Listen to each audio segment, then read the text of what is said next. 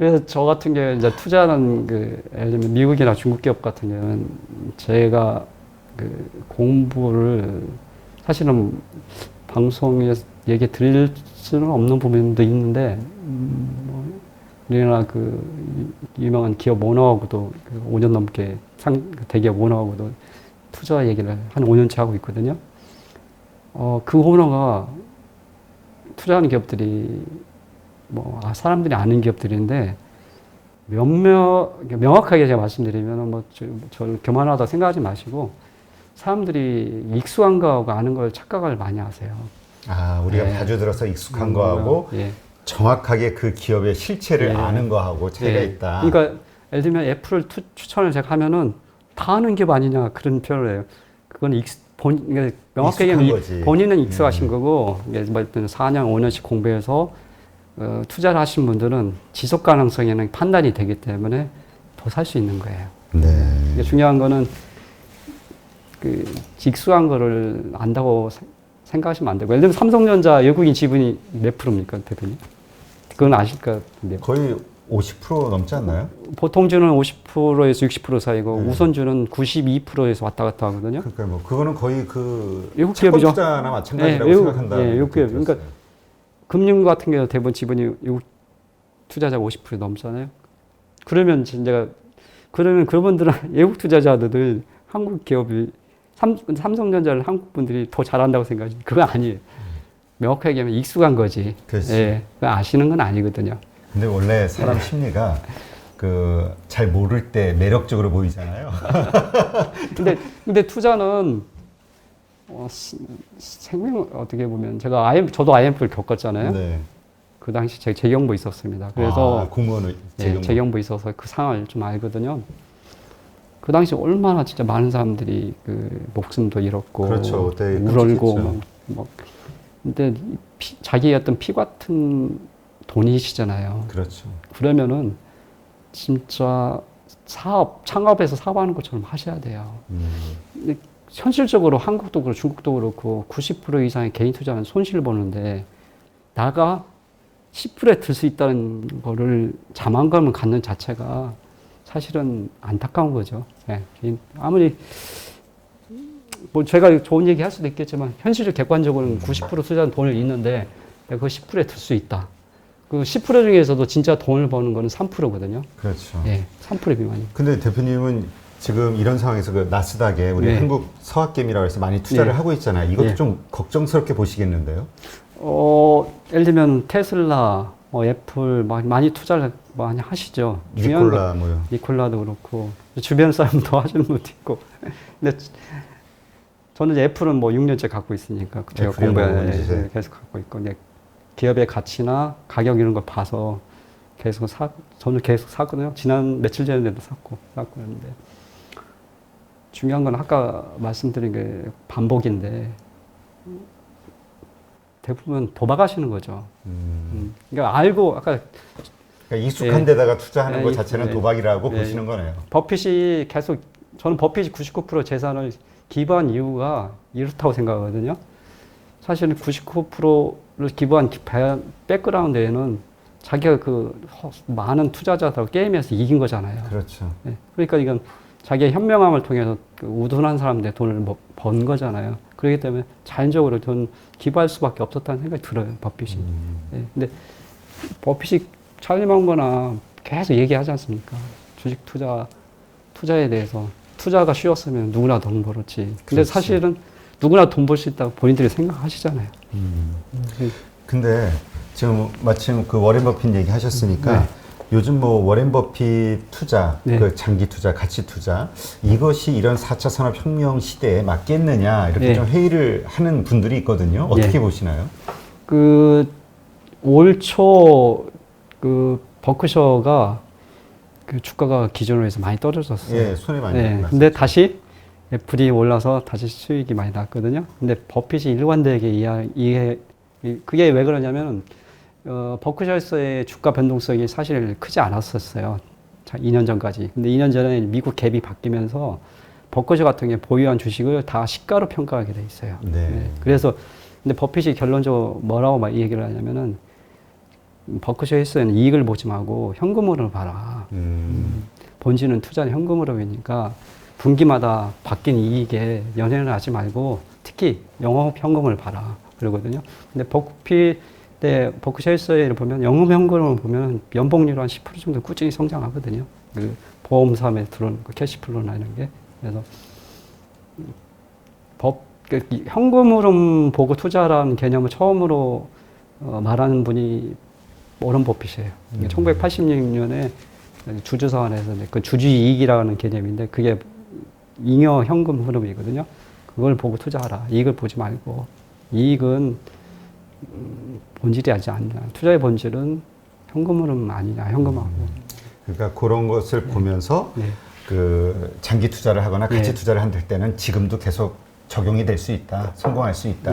근데 이제 그게 조건이 맞지 않는 기업이 아까 얘기했던 그런 그 기업들에다 투자를 하고 장기적으로 갔을 때는 이제 손실 볼 염려가 이제 있는 거죠. 워런 버핏이 자신 있게 얘기를 하는 게 뭐냐면은 돈 벌었다는 자랑보다도 반드시 자랑스럽게 하는 얘기가 있어요. 나는 이제까지 원본에 손실 본 케이스가 2% 넘는 케이스가 없다고. 근데 최근에 한 번 있었어요.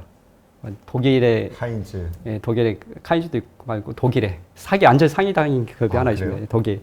그 독일 투자에서 완전히 사기당한 케이스를 버핏. 근데 중요한 거는 큰 돈을 버핏이 한 번도 이제까지 잃은 적이 없어요. 최근에 한 번 빼고는. 근데 그러한 거에는 현금 흐름을 중요시 여기는 워렌 버핏의 어떤 철학 이게 이제 중요했다 이거죠. 실제 투자하시는 걸 보면은 예를 들면 상공사 주식은 샀다가 지금 다 팔았지만 그 당시에도 현금 흐름을 다 확보를 합니다. 우선주 배당이나 이런 걸 통해서 자기 현금 배당이라는 걸 확실히 약속, 계약서에 받고 그 투자. 안전마진 얘기하잖아요. 배당이나 현금 확보하고 투자를 했거든요. 그러니까 결국 돈 버는 회사, 그것도 안정적으로. 근데 핵심은 돈 버는 회사가 아니라 돈을 내가 일단은 안 잃을 회사. 아니 그러니까 기업이 돈을 잘 벌고 있는 회사. 잘 벌고 있는 회사. 그다음에 투자자 입장에서는 내가 주주와 함께 나누는 게 공정하게. 그러니까 사실 우리가 그 외국 투자자들에게서 코리아 디스카운트로 인정받는 게 평화받는 게 그 어떤 그 안보의 문제. 그다음에 하나는 이거잖아요. 주주 지배구조의 문제. 그러니까 이제 우리도 그 부분이 해소가 안 됐기 때문에 외국 투자자들이 우리가 지금 중국에 대해서 이렇게 고민하고 있는 것처럼 외국 어떤 선진국의 투자자들도 한국 시장에 대해서 이런 얘기를 하고 있을 수 있는 거잖아요.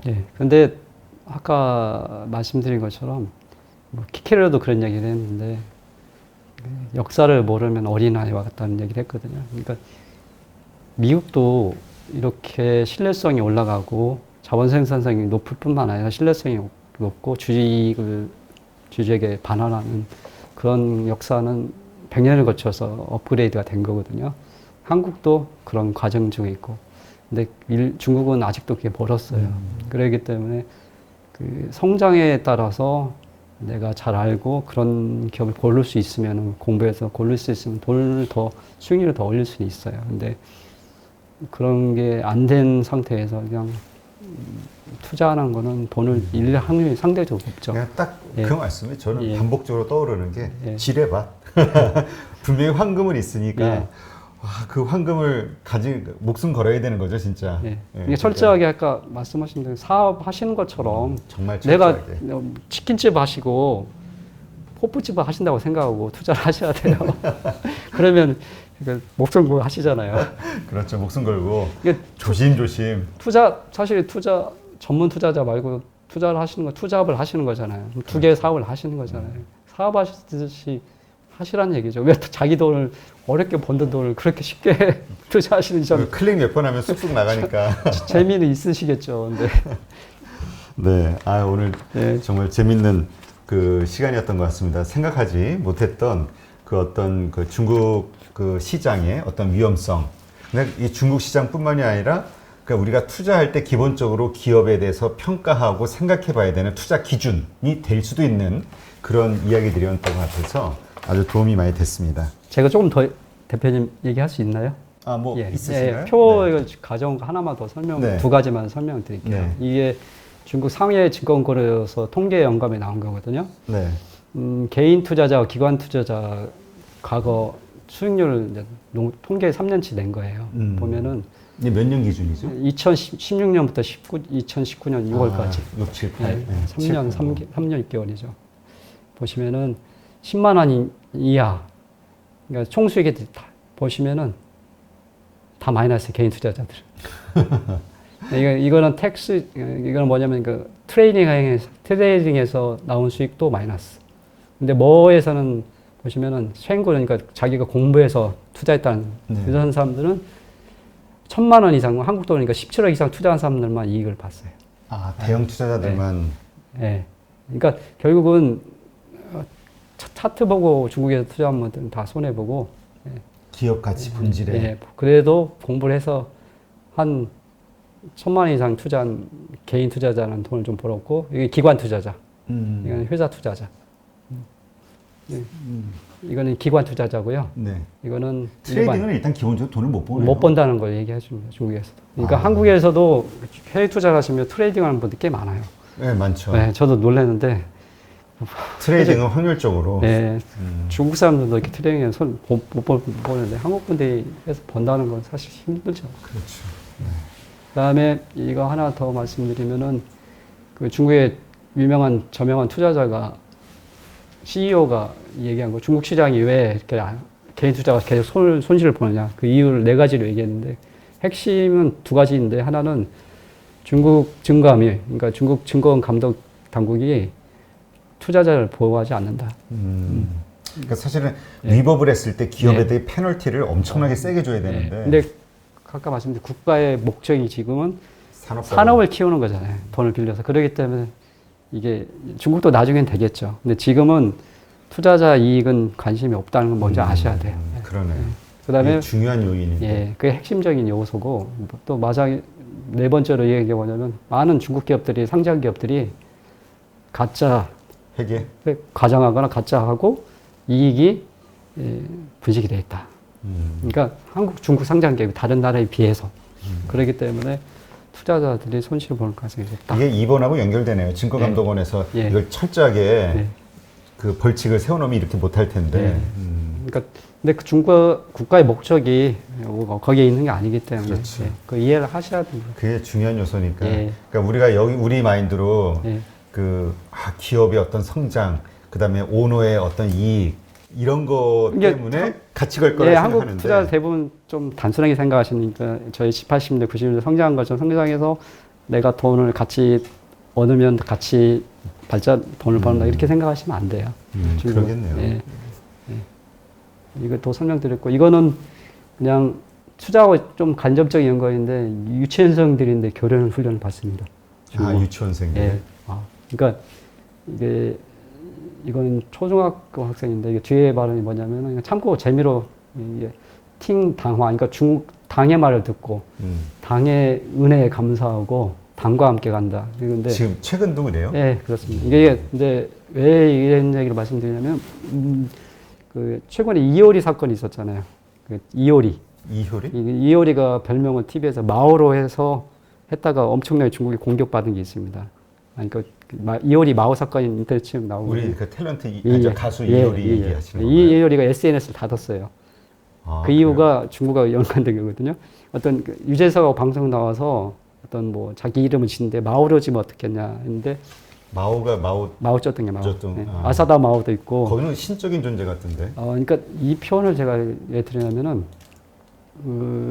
중국 공산당이 한국에 생각하시는 것처럼 좀 틀려요. 그러니까 중국 공산당의 생각이 뭐냐면 무오류 무결점이라는 것처럼 이렇게 공산당의 그 말은 무오류 무결점이라는 그런 게 있어요. 무조건 따라야 된다. 그 최근에 류어 경제부총리거든요. 2주 전인가 나오셔서 TV에서 나오셔서 그런 얘기했어요.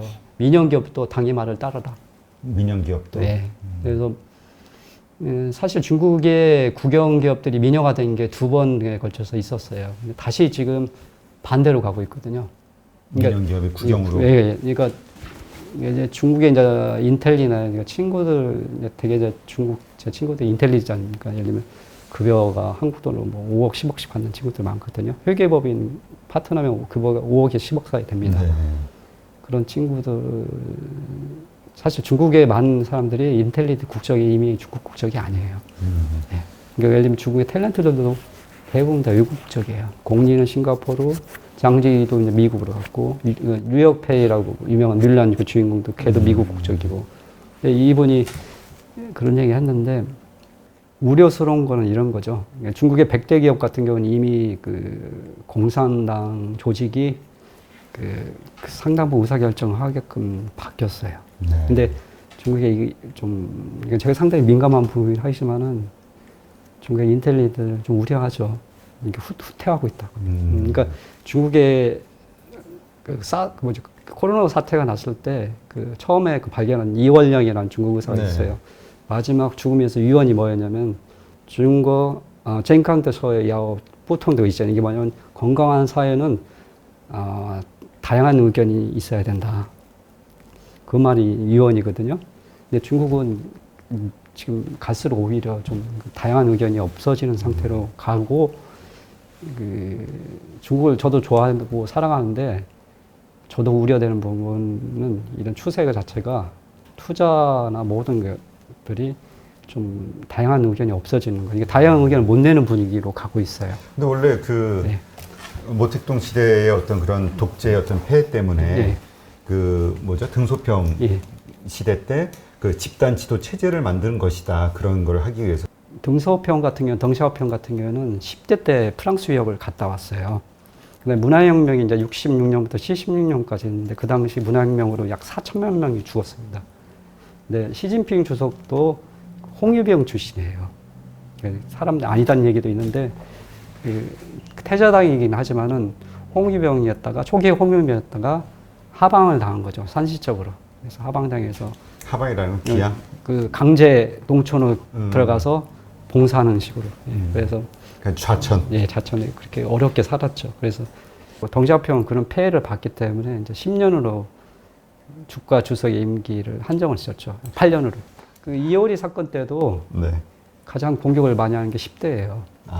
그러니까 애국심이 그렇게 커진다고. 애국심, 제 친구들이 지금 40, 50대, 60대잖아요. 중국 친구들이요. 50대 친구들이 많은데 제가 실제 자녀들하고 그 대화하면서 느낀 건데 부모들도 그래요.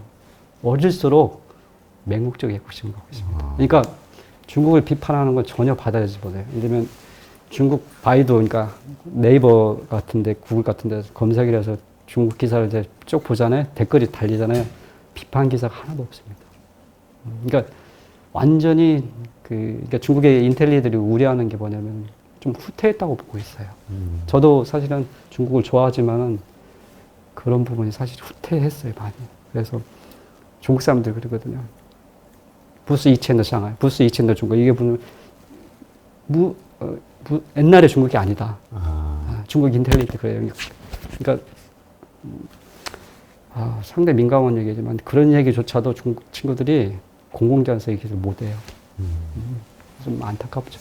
그러니까 하여튼 지금 이렇게 그 사회가 경직돼 가고 있기 때문에 투자하는 데 있어서도 감안하고 조심해야 된다. 그러니까 그 어떤 유교도 전략 유교라고 하잖아요. 상당히 공격적 유교라고 하잖아요. 그게 그 권력의 집중화 이루어지면서 이루어지는 현상이거든요. 그래서 투자할 때도 조금 예전보다 중국의 예전의 그 투자 의사 일정이 좀 더 자본주의적 사고에서 이루어졌다면 지금은 자본주의 사고에서 조금 공산당의 이익이 먼저 우선하는 쪽으로 결정이 이루어질 수도 있다. 대표적인 케이스도 여러 가지가 있어요. 예를 들면 뭐 알리바바, 텐센트가 2년 전에 그 지불 기능 회사를 뺏겼어요. 엔트. 엔트 말고 지불 기능, 알리페이? 예, 알리페이하고 텐센트페이에 그 수수료를 지금 못 가져가요. 그거를 2년 전에 중국 정부가 회수를 했죠. 공공의 것이다. 근데 지분 구조가 좀 애매모호합니다. 그 하웨이인가요? 그 뭐 회장이 런청페이 회장이 지분율이 1%밖에 안 된다. 뭐 이런 얘기가 이거 도대체 나머지 지분은 누가 가지고 있는 거냐? 여기도 화웨이 지분 구조가 나오는데 런청페이가 1.0%고 이제 공회가 이제 우리나라 따지면은 이게 공예에서 갖고 있는 거거든요. 공예라는 게 뭘? 우리나라는 노동 조합. 노동, 우리 사주 네, 조합 직원들이. 네, 노동조합이 아니에요. 98%예요? 네, 노동조합이 아니고 다 거의 알려진 사실이지만 중국 정부. 그래서 이제 화웨이에 대해서 집중적으로 미국에서도 공격을 하는 이유가 그 이제 중국 공산당 것이다 이렇게 생각하고 더 강하게 화웨이를 집중 타격을 하는 거군요. 네.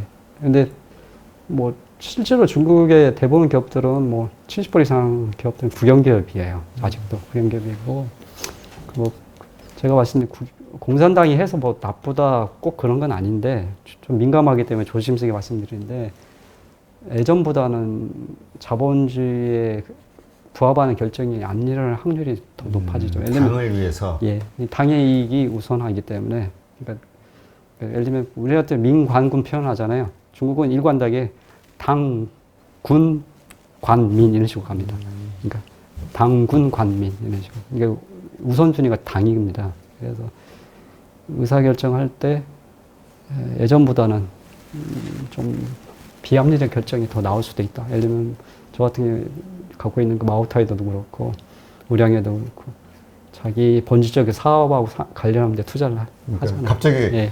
그 마오타이에서 반도체에서 하나 인수해버리면 이거 큰일 나는 거 아니에요?